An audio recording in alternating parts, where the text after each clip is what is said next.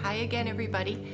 So we're continuing on our series of post-acute withdrawal syndrome, and now we're going to be talking about the actual post-acute withdrawal and the symptoms that you can get with that.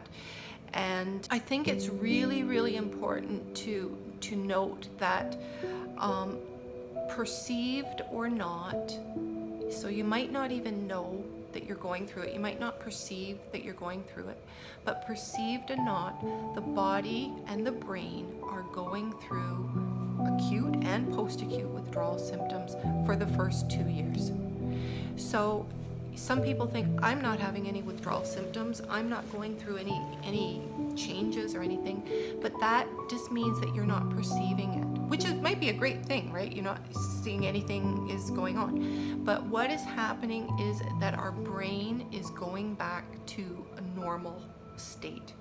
So all of the neurotransmitters are getting back into their certain levels. We're literally pruning off parts of our brain that we're not using anymore. We're pruning off the neural pathways that we don't need anymore, and we're growing good ones, good new learned recovery neural pathways that are going to serve us in our recovery. So this takes an enormous amount of energy, and so just to really realize that what your brain and your body are going through is like a magnificent thing. So whether you perceive it or not, really having that awareness that it's happening, and to be self-compassionate and really giving your brain and your body all the things that will help it along this recovery process. So it's just some of the symptoms. So remembering that the first month is acute withdrawal, and then from 1 month or from 4 weeks to 2 years, you are in the post-acute phase. And so one of the things that I think is really important to note is that symptoms don't necessarily have to be all the time in the post-acute phase. So a lot of times with opiate, in opiate recovery, you can feel really bad like nearly every day, right? And it doesn't go away for a long time. But for alcohol or for some of the other drugs, you might have days where you feel just fine and you don't have any kind of symptoms or anything.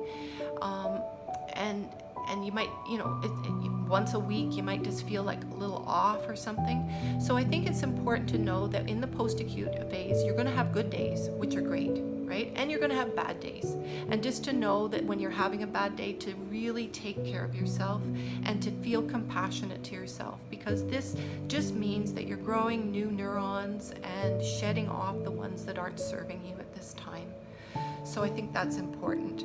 So it's just some of the physical symptoms that I'd like to sort of go over is you can have really irregular sleep.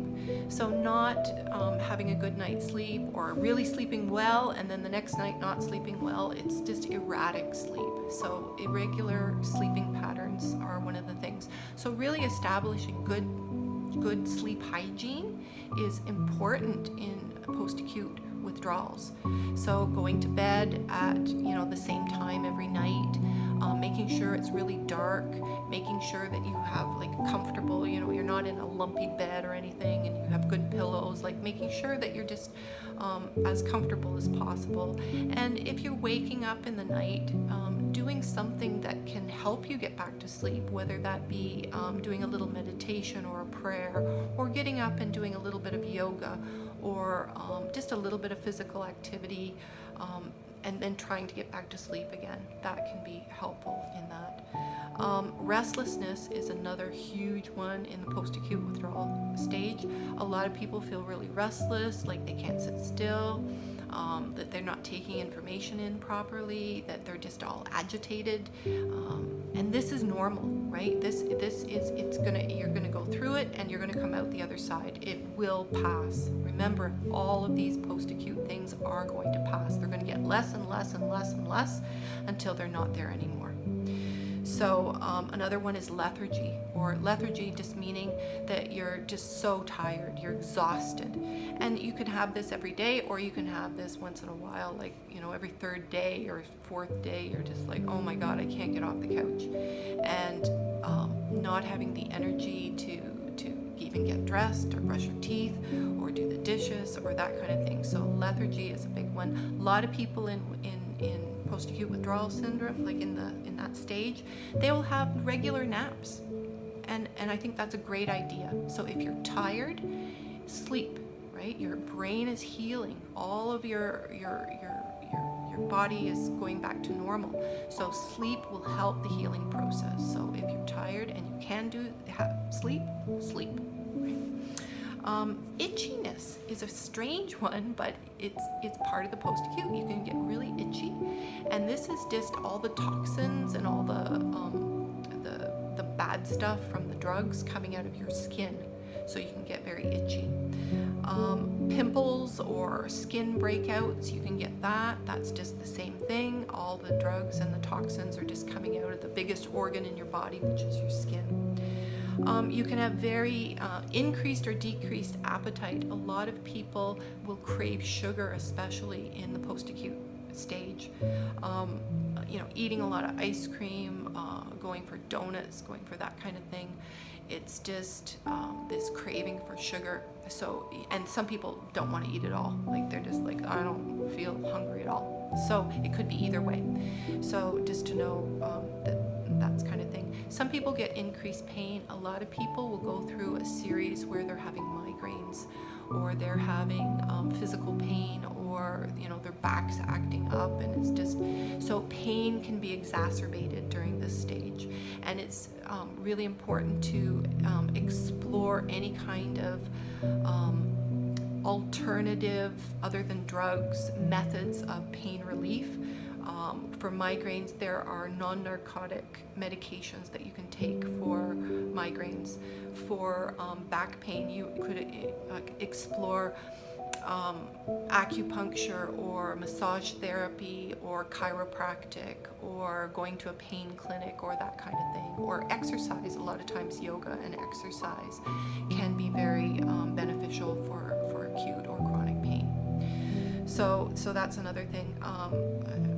Low levels of vitamins. So most people that are in post-acute withdrawal syndrome are malnourished, and that's just from chronic use of substance or alcohol.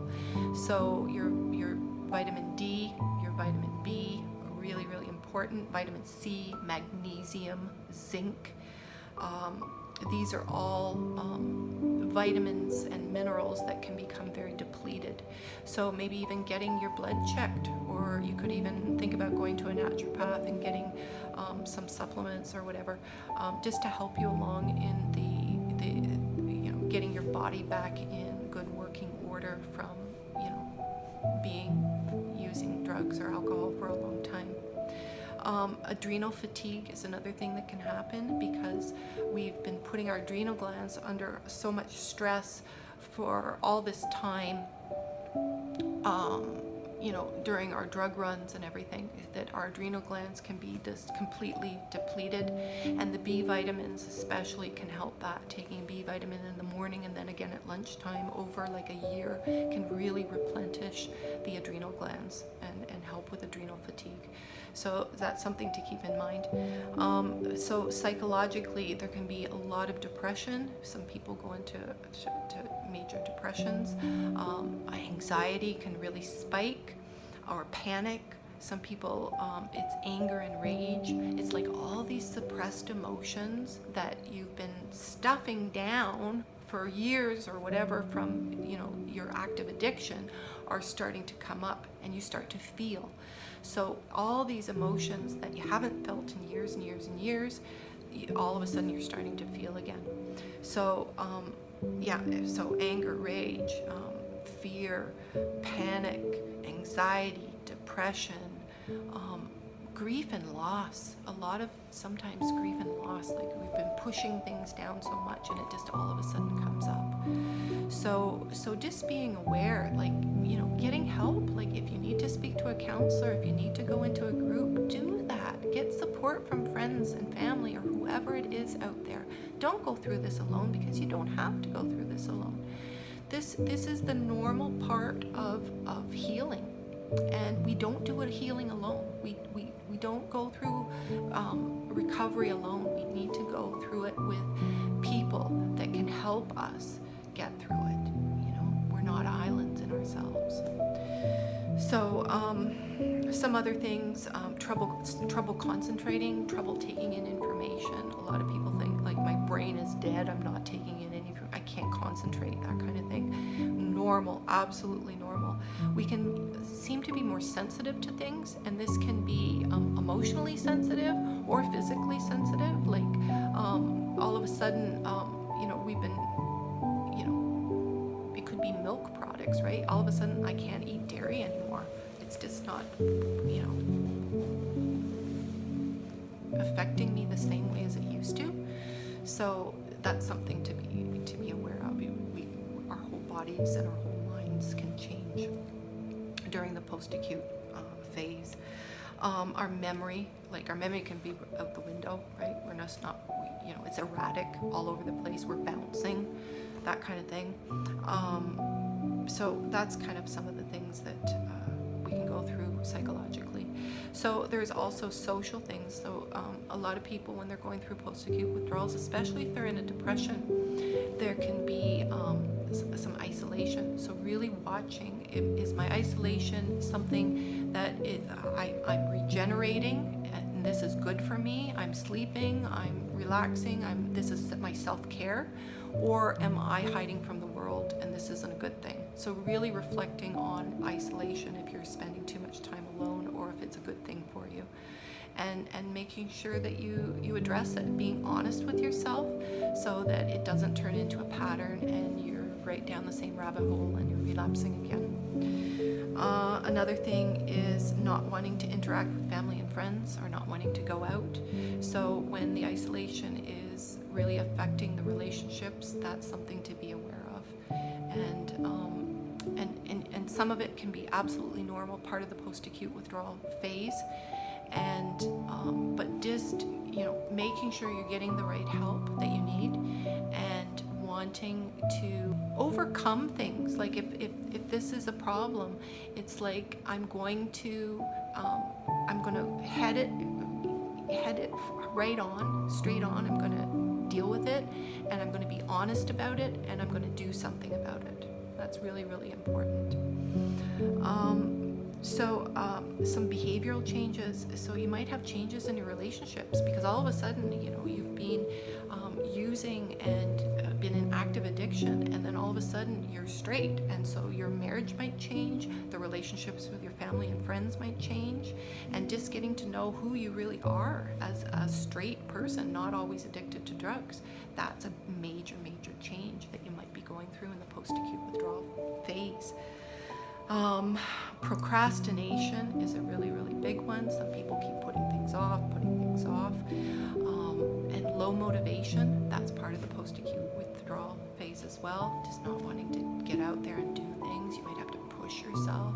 And just being aware that, you know, I'm healing, and it's okay for me to feel this way. And just keeping an eye on it, and trying to push yourself when you can, but knowing when to let yourself you know, get rest, get rejuvenated, and being kind to yourself, and just knowing what is too much and what is not enough, right? Learning to go with that balance, you know, is really important during the post-acute withdrawal stage.